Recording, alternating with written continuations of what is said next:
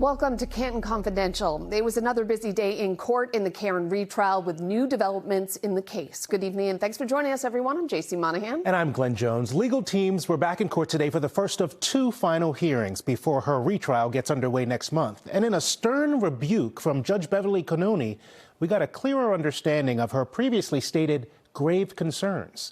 Here's NBC 10's John Maroney.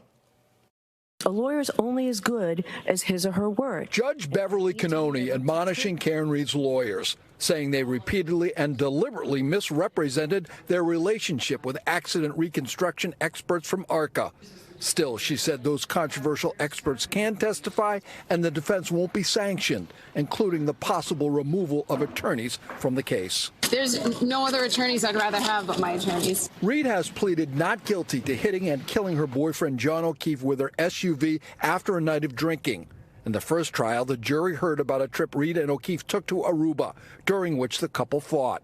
The prosecution now says details of that trip won't be presented at the second trial. Doing this film is my testimony. Jurors could see fresh evidence with the release of this new docuseries, in which prosecutors say Read suggests for the first time that O'Keefe took her vodka soda glass when he exited her SUV on the night he died. There was another statement regarding a claim that Miss Read pulled glass from John O'Keefe's face. Never heard that before. The trial is set to start April 1st, but the defense is looking for a delay, pending federal appeal of the SJC's recent ruling that denied their efforts to have two charges against the defendant dropped. The state opposes any delay. Certainly, if it were possible to have all of this resolved before moving forward, it would be ideal. The prosecution and defense were asked to estimate how long their portion of the case might last. Combined, the trial looks like it might last anywhere from 5 to 7 weeks. Today's hearing has been continued until Thursday. In Dedham, John Maroney, NBC 10 Boston. All right, John, you covered a lot of ground there, and there's plenty to unpack tonight. Let's take a look at some of the bigger moments. Let's start with that harsh warning from Judge Beverly Cannone. She determined that Read's defense team deliberately misled her about their relationship with two expert witnesses during the first trial, and today the judge said their actions were flagrant. I need to be able to take counsel at their word. So I'm not going to tolerate false statements, any stretching of the truth, no misleading distortions.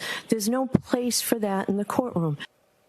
We want to bring in criminal defense attorney Peter Ellikin now. Peter, what is your take on Judge Cannone's comments today? More importantly, if the judge says that she can't trust defense counsel because of their actions, how are we as the public watching this going to believe, well, we should trust them? This is a fair trial.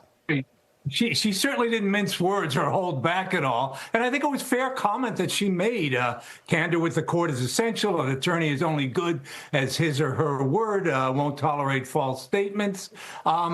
That's fair comment. In fairness, I don't think over the last, this case has gone on for over 2 years and 9-week trial and all that. I don't think there's been a long history of this.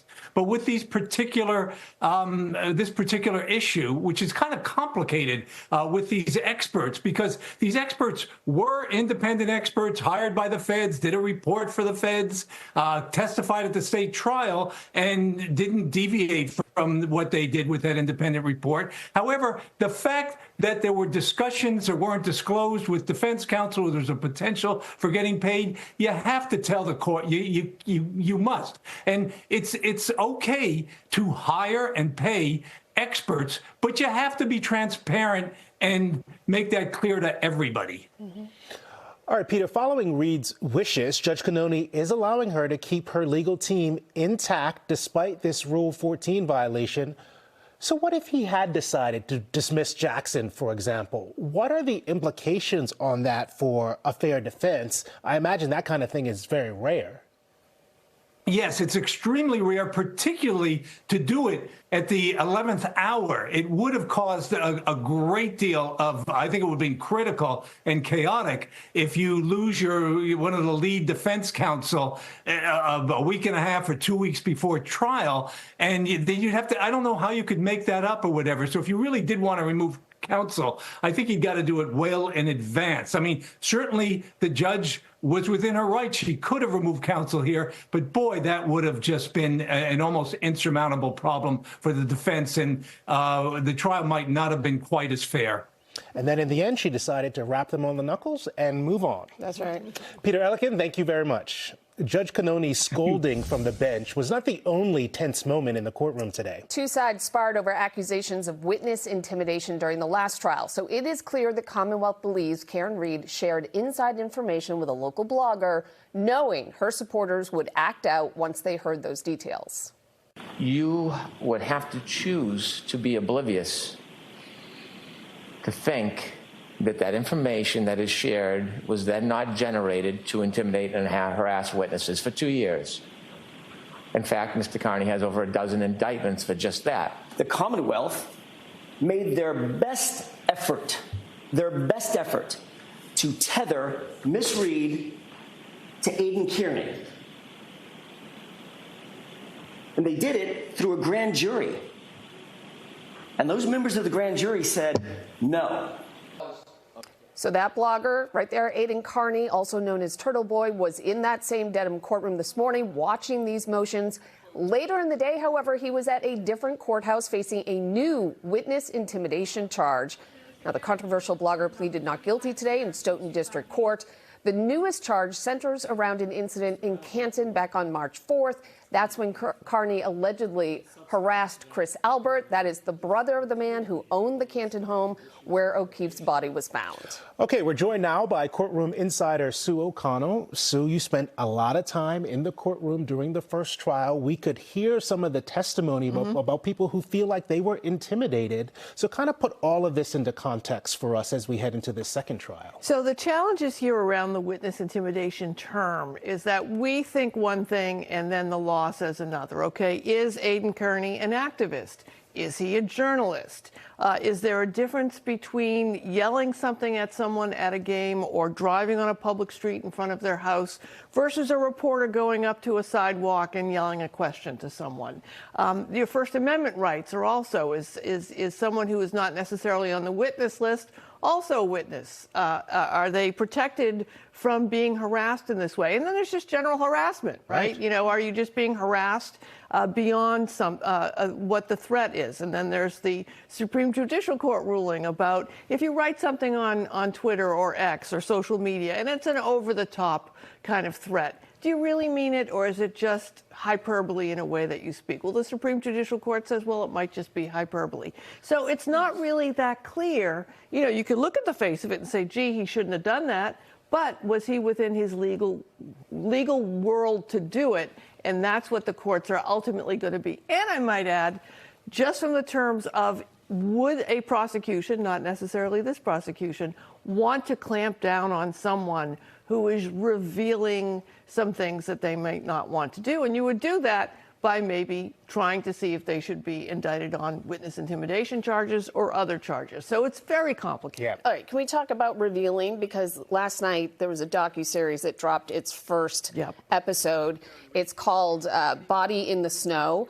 Karen Read, once again, going on the record, speaking about that night. She's not taking the stand, but she's talked to a lot of outlets out there. And we heard today the prosecution said, we're just hearing. She mentioned how she picked bits of glass off his face after discovering his body in the snow. We hadn't heard that before. She also mentioned she had a drink from the bar in her car that night and that John took it with him when he got out of the car. This is all, we're years in, and this is the first time that we're hearing this. What is happening with her storyline and the fact that she's saying it everywhere except on the stand? Well, you know, she said at the beginning of this docuseries that this was her view, this is her testimony, this is how she was going to testify. We didn't know about these things because she hasn't testified. Right. She would be the only one who knew that John took her drink out of the car, that it was her vodka and soda.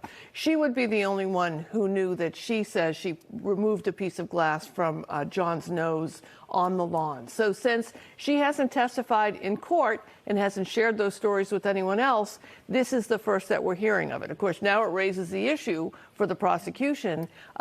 The glass, we talk a lot about glass, plastic glass, taillight glass in this court.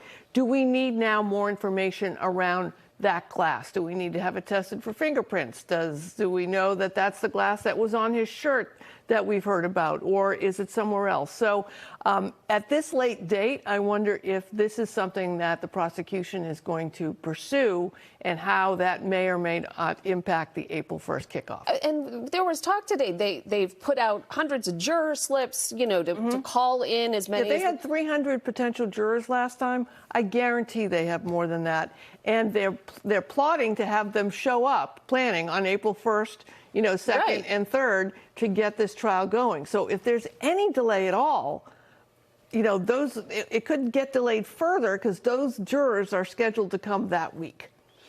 Okay. So they're back in court on Thursday for another hearing as our heads explode because so much is trying to be crammed in before that April 1st date. So again, let's tell you about the few key things that happened today.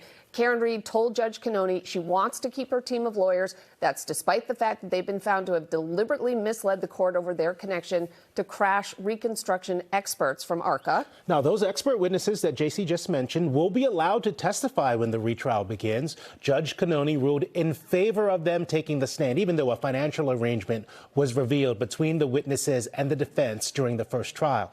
And they communicated with the defense before facing prosecutors. So Karen Reed, as I mentioned, will be back in court Thursday. Her retrial is set to begin April 1st. Be sure to stay with us right here, NBC 10 Boston, for live coverage, as well as on our sister station, NECN.